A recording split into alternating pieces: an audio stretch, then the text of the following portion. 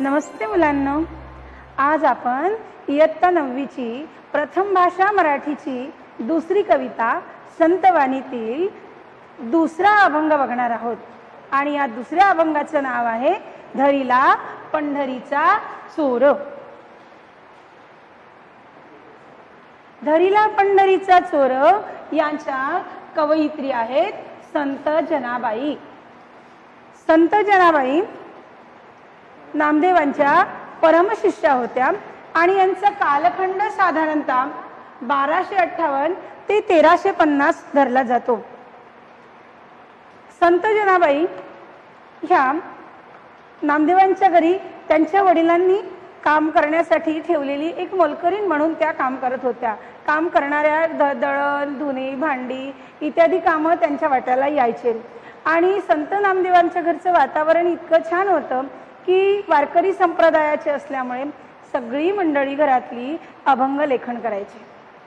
आता अभंग लेखन करत असताना त्याचा प्रभाव संत जनाबाईवरही पडला आणि त्या देखील अभंग लिहायला लागल्या.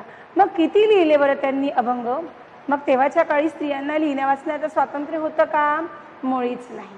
मग स्वातंत्र्य नसतानाही जनाबाईंनी नुसतं जात्यावर गाणं म्हणता म्हणता ओव्या लिहिल्या. तर किती लिहिले अभंग? तर एकूण सकल संत गाथा या ग्रंथामध्ये त्यांचे 350 अभंग आहेत. आणि त्यांच्या नावावर हरिश्चंद्राख्यान, थाळीपाव द्रौपदी स्वयंवर इत्यादी ग्रंथरचना पण आहेत. मित्रांनो, अशा या जनाबाई त्यांचा प्रसिद्ध अभंग तुम्ही यापूर्वी कधी ऐकलेला असेल. विठू माझा लेकुरवाळा संगे भक्तांचा मेळा, असा सुंदर अभंग जनाबाईंच्या नावावर आहे. आपल्या अभंगातून त्यांनी स्त्रीवादाचा पुरस्कार केलेला आहे. जुन्या 9वीच्या कोर्समध्ये स्त्री जन्म मिळाला म्हणून उदास होऊ नका असं सांगणाऱ्या जनाबाई संत जनाबाई विठोबाची परमभक्ती करतात. तर आपण बघूया आपला अभंग कसा आहे ते.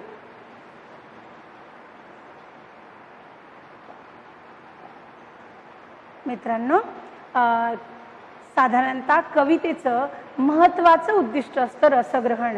म्हणजे तुम्ही जी कविता ऐकता वाचता ती तुम्हाला तालासुरात म्हणता आली तर मज्जा येते, नाही का? मग हा अभंग गायचाच असतो आणि मग आपण गाऊन बघूया बरं आता काय. मग तुम्ही ऐकणार ना हा अभंग, धरिला पंढरीचा चोर. चला तर मग आनंद घ्या या अभंगाचा.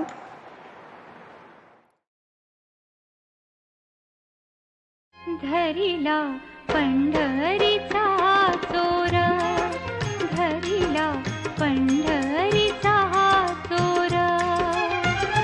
गळा बांधुनिया दोर, गळा बांधुनिया दोर, गळा बांधुनिया दोर. धरिला पंढरीचा चोर, धरिला पंढरीचा चोर.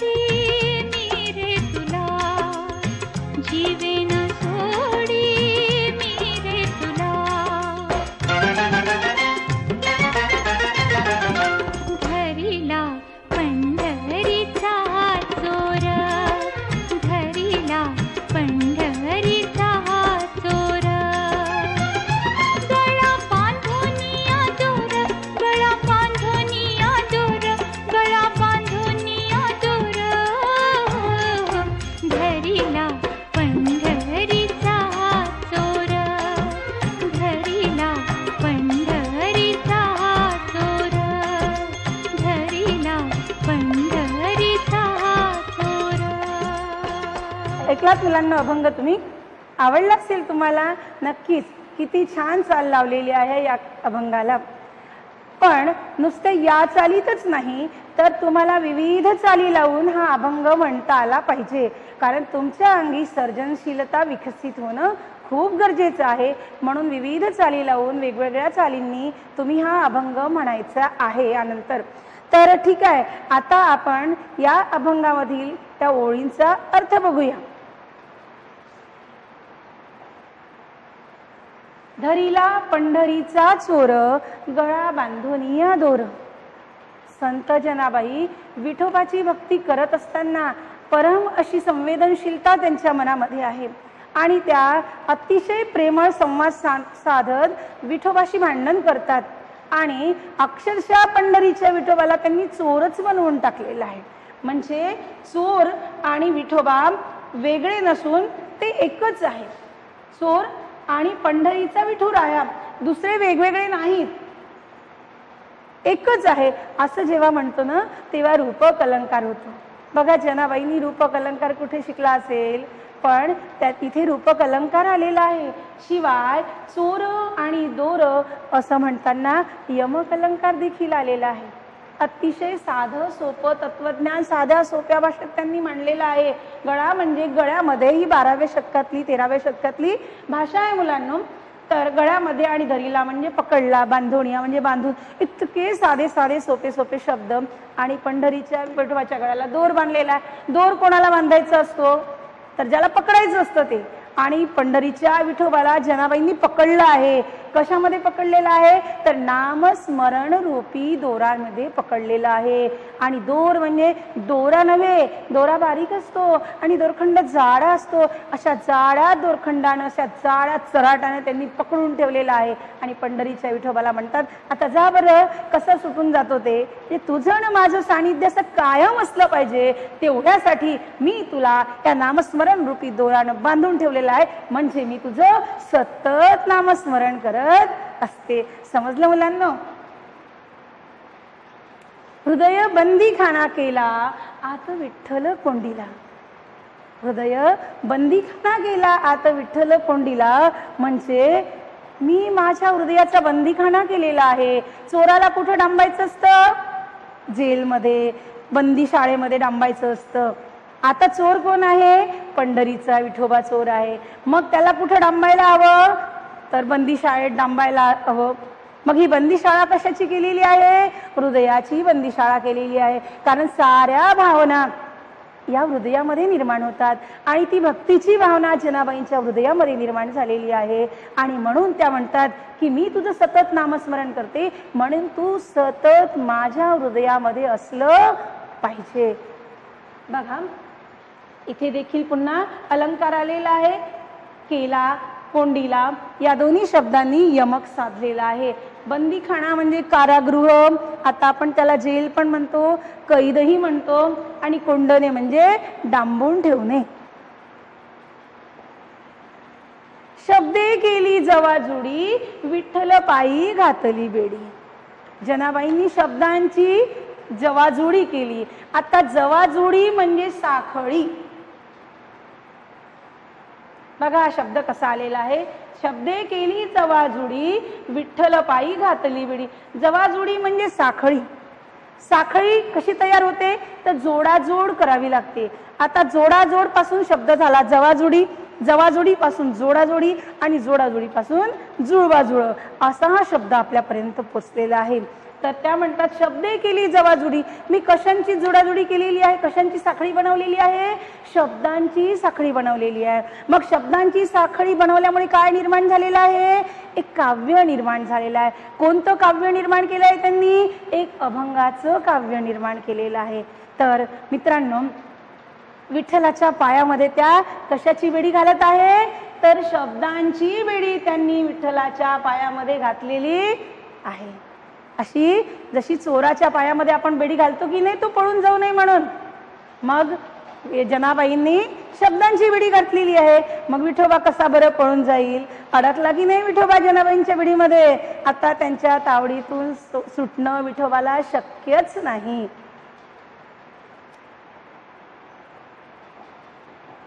पुढच्या ओळी बघा. सोहम शब्दाचा मारा केला, विठ्ठल काकुळतीला आला. जनाबाईंनी विठोबाला कोंडून ठेवलं, त्याच्या गळ्यात दोर बांधला, त्याच्या पायामध्ये बेडी घातली. आता चोराच्या पायामध्ये बेडी घातल्यानंतर, कोंडून ठेवल्यानंतर त्याला वाईट वाटत असेल की नाही? नक्कीच वाईट वाटत असेल. मग इथे जनाबाई तशी कल्पना करतात की मी विठोबावर एवढे अत्याचार केलेले आहे की विठोबाला त्याच्यामुळे निश्चितच वाईट वाटत असेल. मग त्यांनी एवढ्यावर जनाबाई थांबलेल्या नाही, तर त्याला मारायचं पण ठरवलं त्यांनी. बरं, कशाने मारत आहे? शब्दांनी मारत आहे. शब्द आपण एरवी समाजामध्ये बोलत असताना म्हणतो शहाण्याला शब्दाचा मार, मला त्याचे शब्द खूप लागले. आता इथे तसे लागण्याजोगे शब्द जनाबाई बोलत आहे. मग कसे शब्द लागलेले आहे? कोणता शब्द आहे बरं तो? तर तो शब्द आहे सोहम. कोणता शब्द आहे तो? सोहम. आणि या सोहम शब्दामुळे, सोहमचा अर्थ काय आहे? सोहम म्हणजे तू व मी एकच असा भाव. तू हे विठ्ठला, तू आणि मी एकच आहे. मित्रांनो, माणूस जेव्हा जन्माला येतो ना, तेव्हा तो रडताना काय म्हणतो? कोहम कोहम करतो. कोहमचा ध्वनी त्याच्या तोंडामधून निघतो. कोहम म्हणजे तो काय म्हणत असेल जन्माला आल्याबरोबर? मी कोण आहे, मी कोण आहे, मी कोण आहे. पण काही दिवसानंतर त्याला कळतं की मी सोहम आहे. सोहम म्हणजे मी सर्वत्र व्यापलेला आहे. आताच मी सर्वत्र व्यापलेला आहे म्हणजे माझ्यातही सारं विश्व व्यापलेलं आहे. म्हणजे तुझ्यातही मी, माझ्यातही मी सर्वत्र व्यापलेला आहे. म्हणजे जनाबाई कुठं आहेत? तर ईश्वराच्या मनात आहे, आणि ईश्वरही जनाबाईच्या मनात आहे. म्हणजे जनाबाई आणि ईश्वर वेगवेगळं नाही. म्हणून त्या म्हणतात की मी त्याच्यावर सोहम शब्दाचा मारा केला. विठ्ठल काकुळतीला आला. मग विठ्ठल त्यामुळे काय झाला? व्याकुळ झाला. आता मारही लागला त्याला, बेडीही पडली, गळ्यातही दुर्खंड बांधलं, बंदी शाळेतही कोंडलं. मग काकुळतीला तर येणंच आहे ना. मग विठ्ठल काकुळतीला आला जनाबाईंच्या, आणि तो विनवणी करतो, जनाबाई जने आता खूप झालं ग, सोड मला. पण जनाबाई सोडणार आहे का त्याला? नाही, त्या सोडणार नाही. कारण जनाबाईला ईश्वर कुठं दिसतो? त्यांच्या प्रत्येक कामामध्ये ईश्वर दिसतो. आपण पहिलं चित्र पाहिलं, दळण दळताना, भांडी घासताना, धुणं धुताना सर्वत्र त्यांना ईश्वराचं दर्शन होतं. म्हणजे त्या काळामध्ये स्त्रियांना मंदिरामध्ये जाऊन ईश्वराचं दर्शन घेण्याची मुभा नव्हती. पण जनाबाईला त्यांच्या कामामध्ये ईश्वर दिसत होता. मग त्या कामामध्ये ईश्वर दिसत असताना ते काम सोडून त्या कसं बरं जाऊ शकत होत्या? म्हणून त्या अगदी जीव लावून, अगदी जीव ओतून ते सगळं काम करायच्या. कारण ते काम कशाचं होतं? ईश्वराचं काम होतं. ती भक्ती कशाची होती? विठोबा बरोबरच त्यांच्या कामाची पण भक्ती होती. मित्रांनो, कामावर आपल्या एवढी जास्त श्रद्धा असली पाहिजे, एवढी जास्त निष्ठा असली पाहिजे की जणू काही ती आपल्याला ईश्वराची भक्ती वाटली पाहिजे. जनी मने बा विठ्ठला, जीवेन सोडी मी तुला. हे विठ्ठला, मी तुला काही जीवानिशी सोडणार नाही. मी तुला कोंडून ठेवलं हृदयामध्ये, नामस्मरण रूपी दोर तुझ्या गळ्यामध्ये बांधला, तुझ्या पायात बेडी काय घातली मी अभंगाची. तू आता सोडून मला जाऊच शकत नाही. मी तुला जीवानिशी सोडणार नाही. म्हणजे तुला जर सुटून जायचं असेल तर ते शक्य होणार नाही. तुझी माझ्यापासून सुटका नाही. कारण तू आणि मी एकच आहो, आणि मग आपल्याला वेगळं करणं कुणालाही शक्य होणार नाही. दुसरा पण एक अर्थ याच्यामध्ये निघू शकतो असा की जीवेन सोडी, म्हणजे हे विठ्ठला, मी तुला, मी जिवंत असेपर्यंत कधीही सोडणार नाही. म्हणजे तुला सतत आणि सतत माझ्या हृदयामध्ये वास करून राहावं लागेल. अतिशय सुंदर संवाद या ठिकाणी जनाबाईंनी ईश्वराशी साधलेला आहे. निष्काम आणि परमोच्च दर्जाची भक्ती. मुलांना, भक्तीचे दोन प्रकार असतात. एक सगुण भक्तिधारा आणि दुसरी निर्गुण भक्तिधारा. तर सगुण भक्तिधारेमध्ये प्रत्यक्ष ईश्वर समोर असतो, तो सखा असतो, तो मित्र असतो. तो मीराबाईंना तर त्याला पती सुद्धा मानलेला आहे. पण दुसरा एक भक्ती प्रवाह आहे की तो चराचरात व्यापलेला ईश्वर आहे, आणि अशी भक्ती संत कबीरांनी केलेली आहे. त्यांच्या प्रत्येक कामामध्ये त्यांना रामाचं दर्शन व्हायचं, त्यांना सर्वत्र राम दिसायचा, चराचरात व्यापलेला राम.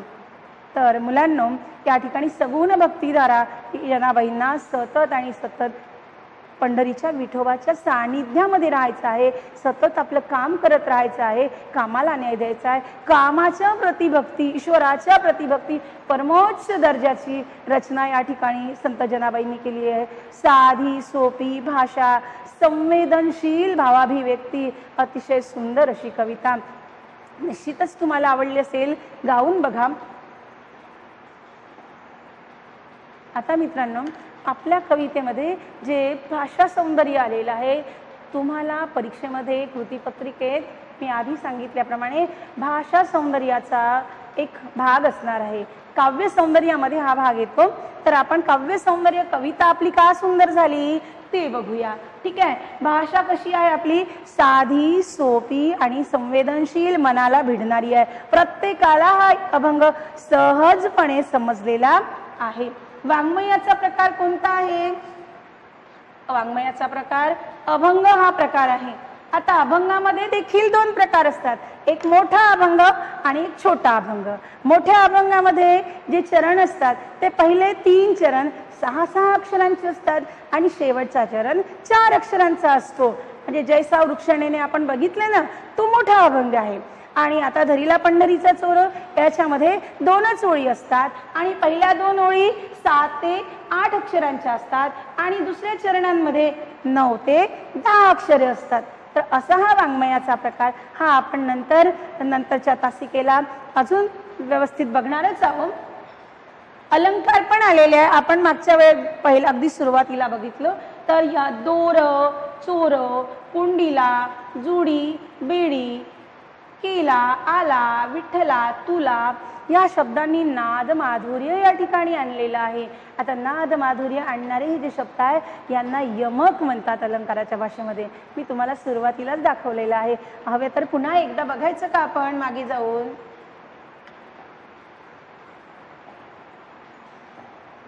इथेच आपल्याला बघता येईल बघा. केला, आला, केला आणि आला या शब्दांनी यमक जोडलेला आहे. ठीक आहे. असे कितीतरी शब्द प्रत्येक कविते, प्रत्येक ओळीमध्ये यमक आलेला आहे. तर यमक अलंकार आपण 8वी मध्ये शिकलेलो आहोत, पण या ठिकाणी आपण त्याची उजळणी घेत आहोत.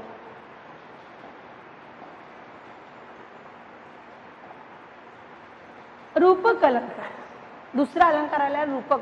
पंढरीचा चोर म्हणजे पंढरीचा चोर आणि विठोबा वेगळे नाही. जेव्हा ते वेगळे नाहीत, दोन्ही एकच आहे असा जेव्हा भाव असतो ना, तेव्हा रूपक अलंकार असतो. तो अलंकाराचा जेव्हा आपला व्हिडिओ असेल ना, त्यामध्ये आपण व्यवस्थित पुन्हा एकदा बघणारच आहोत. तर शब्द आलेले आहे पंढरीचा चोर, हृदय आणि बंदीखाना, शब्दांची बेडी असे शब्द आलेले आहे. जे बेडी आणि शब्द वेगळे नाहीत, ते दोन्ही एकच आहे असा जेव्हा भाव असतो ना, तेव्हा रूपक अलंकार असतो. आणि रस पण आलेला आहे इथे.